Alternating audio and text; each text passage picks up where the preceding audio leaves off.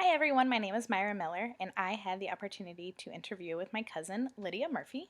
She is deaf, has been her entire life.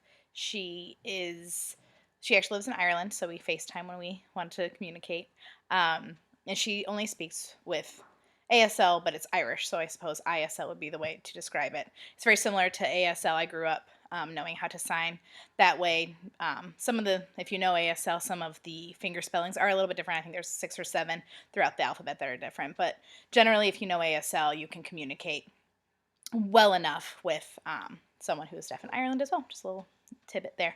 But I sat down with her and interviewed her and just kind of wanted to get some information from her. Just to give you a little bit of background, she is, like I said, deaf. She has been deaf her entire life. She was born deaf. I don't know personally anything about her biological family, so I don't know what caused her deafness. She was adopted by my aunt and uncle when she was only a few months old and was closed adoption. So I don't think they know really anything about her biological parents either. She does have some intellectual disabilities as well, so there's a bit of comorbidity going on. Um, but very high functioning, very capable.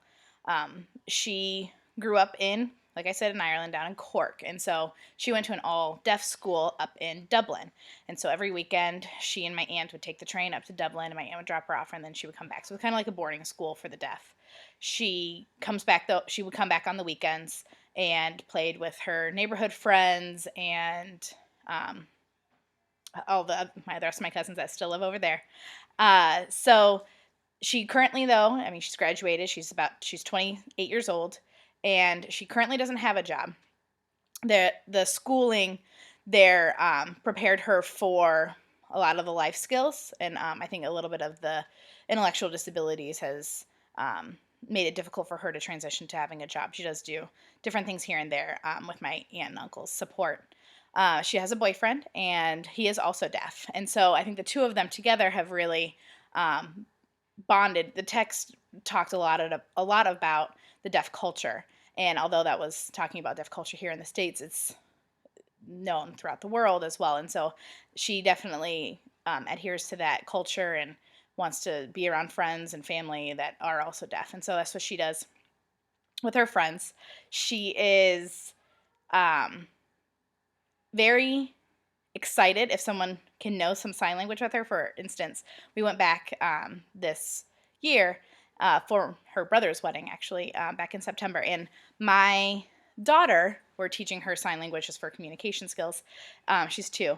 And my daughter could sign a few different things with her. And Lydia just thought that was the coolest thing because you don't see that from the general public very well. And so I think the message that she really wanted to get across is just the understanding of to get other people to understand different languages and ASL in particular, because it brightens her day if somebody can just even finger spell their own name. And so I think that's something that in this report I would like to get out there, just learning. And it's simple. It's just learning another language, but it can make a big difference. And I think as teachers, we're going to come across different students that might have learning or hearing disabilities. And so just kind of helping with that um, can help.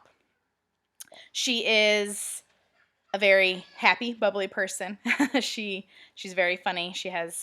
Um, she has her favorite soccer team. She's a Manchester United fan, as her brother and her whole family is, and so she cheers them on and really enjoys going to matches with her family. So I think she lives life just like anybody else. Just can't hear what's going on, and that's not necessarily a bad thing sometimes.